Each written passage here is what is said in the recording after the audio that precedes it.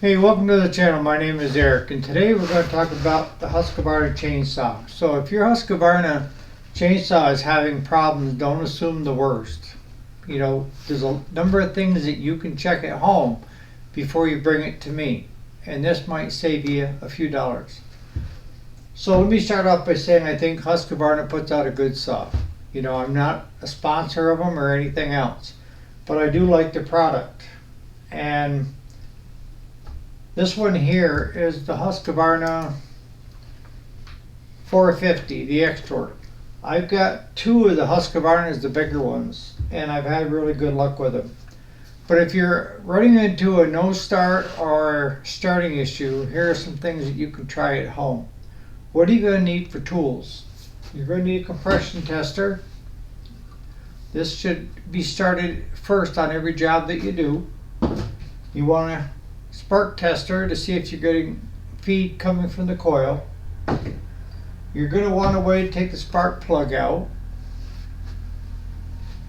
And this kit here, Harbor Freight sells them. You don't need to get this fancy. I just like the system, the kit that they put out. So the things that you can do to home that before you send it to me is simply take the cover off, and what we're going to want to do, we're going to want to do a compression test on that engine. So we're going to take the plug out, okay? And then when we have the plug out, we'll pop this off.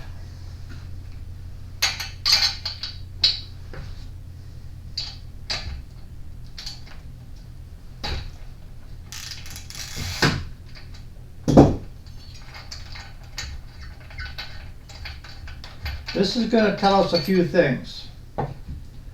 The first thing is when we look at the plug, is the plug wet? And then is it caused from water or is it caused from overfueling? Good chances are if your plug is wet, you got water in the fuel. That's one of the biggest culprits this day and age when it comes to stuff we see at the shop. So you want to just take a look at it and see the gap on it, see if it's really carboned up from too rich a mix in there. This actually looks pretty good. We're just going to simply put the compression tester in it.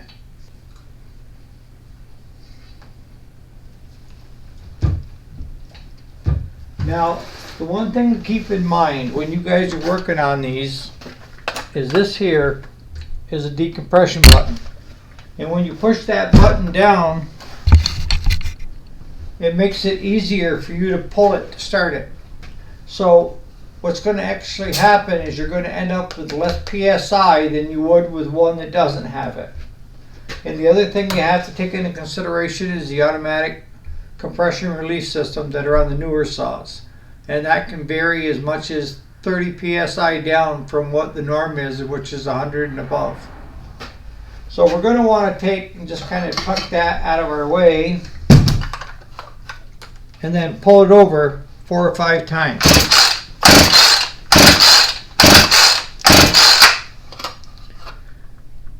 And this one here is reading just at 100.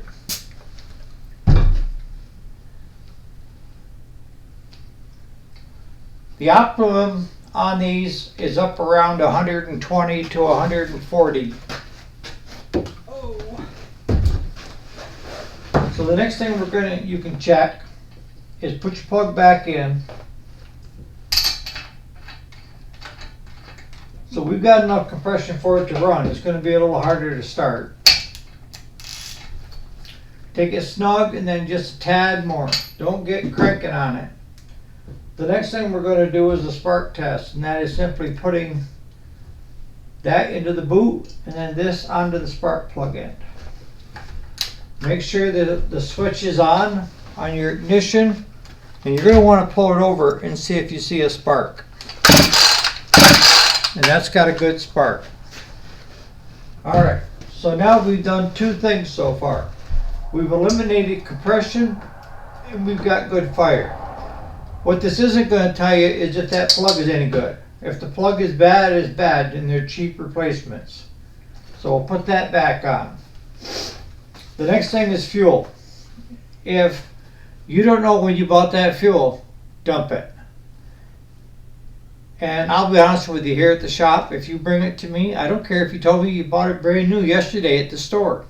I'm going to dump that so that I got a baseline with my fuel that I know is fresh. So the next thing would be your air filter. Is the air filter really dirty? Can you blow it out? If it's got a lot of sawdust on it, it's going to act like it's flooding. If you have the filter off when you're trying to run it, it'll run too lean and it won't run correctly the way it was made to run. These were made to run with the air filter on, a clean air filter. So if it's really cruddy, throw it.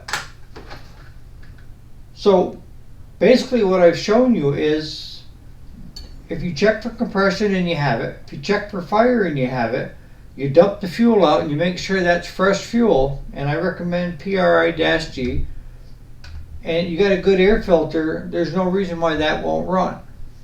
Now, I'm not saying that you won't have to get in deeper into the carburetor and stuff if you've got where the saw is sat for a couple of years and you probably got varnish in there.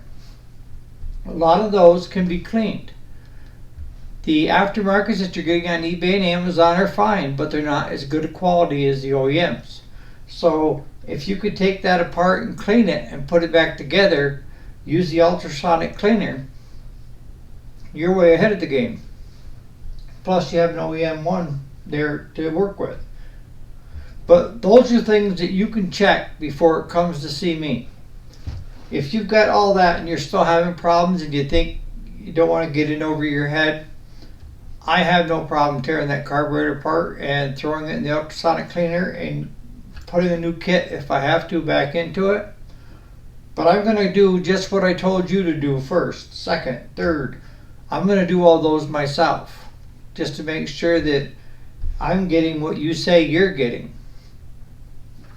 And if I get a low compression reading on this with this saw, I've got other compression testers and I will put another one on it and see if I come up with the same PSI. If you have any questions, put them in the comments. I'm trying to do short and long form in the same day. So yesterday I put out a steel one on how to troubleshoot a steel. Today I'm going to put out one on the Husqvarna, a short and then this long form. If there's something that you would like to specifically see done, I'd be more than happy to help out. So on that note, you guys have a wonderful day.